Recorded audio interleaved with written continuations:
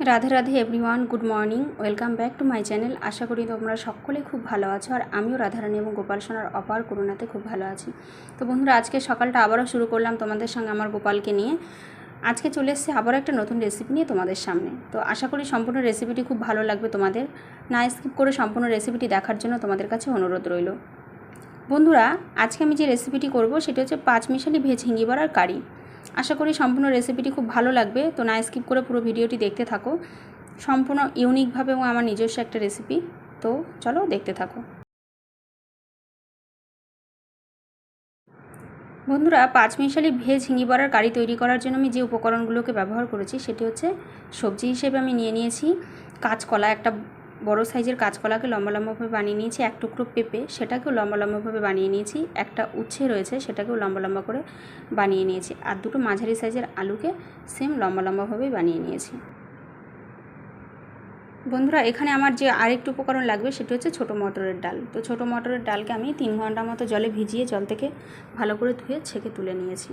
তো এবার এই ডালটাকে আমি পেস্ট করে নেব ছোট্ট ছোট্ট বড়া তৈরি করার জন্য। যেহেতু ভেজ হিঙ্গি বড়ার কারি বলেছি, সেহেতু আমার তো বড়া তো লাগবেই, সেই জন্য আমি এটাকে ইউজ করেছি। তো বন্ধুরা, আর লাগবে আমার টমেটো। তো এখানে একটা পাকা টমেটো, গোটা বড় সাইজের পাকা টমেটোকে আমি একদম সুন্দরভাবে কুচো কুচো করে বানিয়ে একটা পাত্রের মধ্যে রেখে দিয়েছি। বন্ধুরা, এছাড়া মশলার উপকরণ হিসেবে যা লাগবে সেটা হচ্ছে, বেশ কয়েকটা গোটা কাঁচা লঙ্কা নিয়ে নিয়েছি, স্লাইস করে কেটে রাখা কয়েক টুকরো আদা, গোটা ধনে, আর নিয়ে নিয়েছি গোটা গরম মশলা, সেই সঙ্গে গোটা সাদা জিরে। তো এগুলোকে আমি একটা পেস্ট মশলা তৈরি করে নেব। সবগুলোকে একসাথে দিয়ে মিক্সিং জারে একটা পেস্ট তৈরি করে নেব। তো বন্ধুরা, ভেজ হিঙ্গি বড়ার কারি তৈরি করার জন্য সবার প্রথমে আমার তৈরি করে নিতে হবে বড়া। তো সেই জন্য আমি যে ডালটাকে পেস্ট করে রেখেছিলাম, ছোটো মটরের ডাল, সেই ডালের পেস্টটাকে নিয়ে নিয়েছি একটা পাত্রে। নিয়ে নিয়েছি পরিমাণ মতো হলুদ, পরিমাণ মতো নুন, আর হাফ চামচ মতো কালো জিরে। তো কালো জিরে দিলে বড়ার স্বাদটা খুব ভালো হয়। যদি তোমাদের পছন্দ না হয় তবে তোমরা নাও দিতে পারো। এর সঙ্গে ছড়িয়ে দিলাম হাফ চামচ মতো ধনে গুঁড়ো, আর দিয়ে দেবো হাফ চামচ মতো জিরে গুঁড়ো। এবং আমি যে মশলার পেস্টটা তৈরি করে রেখেছিলাম, সেই মশলার পেস্টটা আমি 2 চামচ মতো দিয়ে দিচ্ছি। তোমরা ঝাল যেমন খাও সেই অনুসারে ইউজ করবে, বাট আমরা যেরকম পরিমাণ মতো খাই সেই অনুসারে আমি এখানটায় 1.5 চামচ মশলার পেস্ট দিয়ে দিলাম। এইবার এই সবগুলো উপকরণকে আমি খুব ভালোভাবে একটা চামচের সাহায্যে মিশিয়ে নেব এবং খুব ভালোভাবে ফেটিয়ে নেব। তো বন্ধুরা দেখো, সবগুলো উপকরণ মিশিয়ে আমি ডালটাকে খুব ভালোভাবে ফেটিয়ে নিয়েছি এবং 4 মিনিট মতো রেস্টে রেখেছিলাম। তো যে কোনো বড়ার মিশ্রণটাকে যদি খুব ভালোভাবে ফেটানো হয় এবং রেস্টে দেওয়া হয়, তাহলে কী হয়, বড়াগুলো খুব স্পঞ্জি এবং খুব ভালো ফোলে।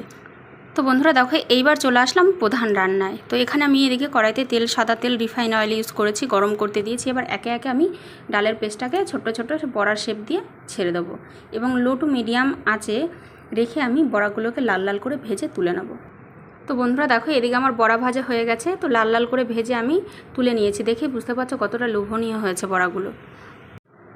বন্ধুরা, এইবার আমি বড়াটা ভেজে তোলার পরে কড়াইতে হালকা যে পরিমাণে তেল ছিল, সেখানে আমি সবার প্রথমে আলু দিয়ে দিয়েছি। তো আলুর মধ্যে হালকা 1 চিমটে নুন এবং হলুদ দিয়ে লাল লাল করে আলুটাকে ভেজে আমি তুলে নেব। তো বন্ধুরা দেখো, আমার আলুগুলো ভাজা হয়ে গেছে একদম লাল লাল করে। তো এবার আমি আলুটাকে তুলে নিচ্ছি। তো বন্ধুরা, বাকি সবজিগুলোকে আমি সেম একইভাবে ভেজে তুলে নেব। তো দেখো, আমি পেঁপে দিয়ে দিয়েছি এবং 1 চিমটে নুন হলুদ দিয়ে দিয়েছি। তো এইভাবে লাল লাল করে ভেজে তুলে নেব। বন্ধুরা দেখো, আমার পেঁপেটা লাল লাল করে ভাজা হয়ে গেছে। এবার আমি তুলে নেব। তো বন্ধুরা দেখো, কাঁচকলাটাকে নুন হলুদ মাখিয়ে রেখে দিয়েছিলাম, সেমভাবে কাঁচকলাটাকেও ভেজে আমি তুলে নেব। তো দেখো, আমার পাত্রের মধ্যে কাঁচকলা, আলু, পেঁপে, উচ্ছে সব কিছুই ভেজে আমি তুলে রেখে দিয়েছি। তো বন্ধুরা দেখো, সমস্ত ভাজাগুলো, সবজিগুলোকে ভেজে নেওয়ার পরে আমার কড়াইতে বেশ কিছুটা পরিমাণে তেল রয়েছে। তো আমি সেই তেলে দিয়ে দিচ্ছি ফোড়ন। প্রথমে দিয়ে দিলাম একটুখানি হাফ চামচ কালো জিরে, আর দিয়ে দেবো হাফ চামচ মতো সাদা জিরে, গোটা সাদা জিরে। তো এই সব কিছু দিয়ে আমি যে টমেটোটাকে কুচিয়ে রেখেছিলাম, সেই টমেটোটাকে এই ফোড়নের মধ্যে ছেড়ে দিয়েছি এবং খুব ভালোভাবে ভেজে নেব। আর সেই সাথে দিয়ে দিয়েছি হালকা নুন এবং 1 চিমটে হলুদ। তো নুন হলুদ দিয়ে ভাজলে টমেটোটা খুব তো বন্ধুরা দেখো, এইদিকে আমার টমেটোটা খুব ভালোভাবে নরম হয়ে গেছে। এইবার আমি যে গোটা ধনে, জিরে, গোটা গরম মশলা, আদা দিয়ে যে পেস্টটা করেছিলাম, সেই পেস্টটাকে এর সঙ্গে দিয়ে দিলাম। এবার আবার আমি খুব ভালোভাবে নাড়াচাড়া করে ভাজতে লাগবো।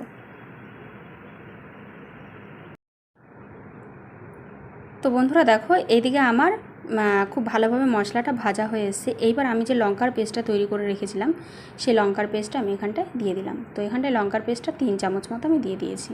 পরিমাণে যদি বলি 3 চামচ মতো হবে, একটু মাঝারি চামচের। তো ঝালটা তোমরা তোমাদের পরিমাণ অনুসারে কমিয়ে অথবা বাড়িয়েও দিতে পারো। তো লঙ্কাটা দেওয়ার পর সমস্ত মশলা দিয়ে দিয়েছি। এবার আমি খুব ভালোভাবে ভেজে নিয়েছি। তো মশলা আমার কষানো হয়ে যাওয়ার পর যখন তেল ছেড়ে এসে তখন আমার যে ভেজে রাখা সবজিগুলো ছিল সেগুলো দিয়েও আমি নাড়াচাড়া করে খুব ভালোভাবে ভাজা ভাজা করে কষিয়ে নেব। তো বন্ধুরা দেখো, সমস্ত মশলার সঙ্গে আমার সবজিটা খুব ভালোভাবে সেট হয়ে গেছে, খুব ভালোভাবে ভাজা হয়ে গেছে এক কথায়। তো এইবার আমি এতে হালকা পরিমাণে জল দিয়ে দেবো। তো বন্ধুরা, হালকা পরিমাণে জল দিয়ে নাড়াচাড়া করে নেওয়ার পর আমি পরিমাণ মতো জল দিয়ে দিয়েছি। তো যেহেতু বড়া এর মধ্যে অ্যাড হবে সেই জন্য জলের পরিমাণটা মাঝারি রেখেছি। তো খুব একটা বেশি জল দেবে না, তাহলে পরে সবজির স্বাদটা নষ্ট হয়ে যাবে। এইবার আমি 5 থেকে 6 মিনিট ফুটিয়ে নেব। তো বন্ধুরা দেখো, এইবার আমি ভেজে রাখা বড়াগুলোকে এর মধ্যে অ্যাড করে দিয়েছি। তো এইবার আমি আবারও 2 থেকে 3 মিনিট আবারও ভালোভাবে ফুটিয়ে নেব। তো বন্ধুরা দেখো, আমার ভেজ ঝিঙে বড়ার কারি একদমই কমপ্লিট হয়ে এসেছে। তো তোমরা দেখেই বুঝতে পারছো যে কতটা সুন্দর, কতটা দুর্দান্ত লোভনীয় হয়েছে। আর এদিকে দেখো বড়াগুলো খুব ভালোভাবে ফুলে উঠেছে। তো বন্ধুরা, যেহেতু আজকের রেসিপিটির নাম আমি দিয়েছি ভেজ ঝিঙে বড়ার কারি, সেহেতু এখানে তো একটা হিঙের ফোড়ন লাগবেই। সেই জন্য আমি একটা ছোট্ট প্যানের মধ্যে দিয়ে দিয়েছি 2 চামচ ঘি, আর দিয়ে দিয়েছি কসুরি মেথি, আর সেই সঙ্গে দিয়ে দিয়েছি 1 চিমটে হিং। তো হিংটা দিয়ে আমি ফোড়ন সেট করে নিয়ে সবজিতে দিয়ে দিয়েছি এবং নামানোর আগেই দিয়েছি। এবার আমি গ্যাসের ফ্লেমটা একদম অফ করে দেবো আর 2 মিনিট ঢাকা দিয়ে রাখবো। তাতে কী হবে, খুব ভালোভাবে হিঙের স্বাদটা সবজির মধ্যে অ্যাবসর্ব হয়ে যাবে এবং সবজির স্বাদটা খুব ভালো হবে। তো এখানে স্বাদ মতো চিনি আমি ইউজ করে দিয়েছি নামানোর একটু আগে, তোমরা চাইলে দিতেও পারো অথবা স্কিপও করতে পারো। তো ফাইনালি আমার ভেজ ঝিঙে বড়ার কারি দেখো বন্ধুরা একদম রেডি হয়ে গেছে। তোমরা দেখেই বুঝতে পারছো কতটা সুন্দর হয়েছে, কতটা লোভনীয় হয়েছে। তো বন্ধুরা দেখো, ফাইনালি ভেজ ঝিঙে বড়ার কারি আমার একদম রেডি হয়ে গেছে। দুপুরের বাঙালি পাতে কিন্তু একটা দুর্দান্ত পদ এটা।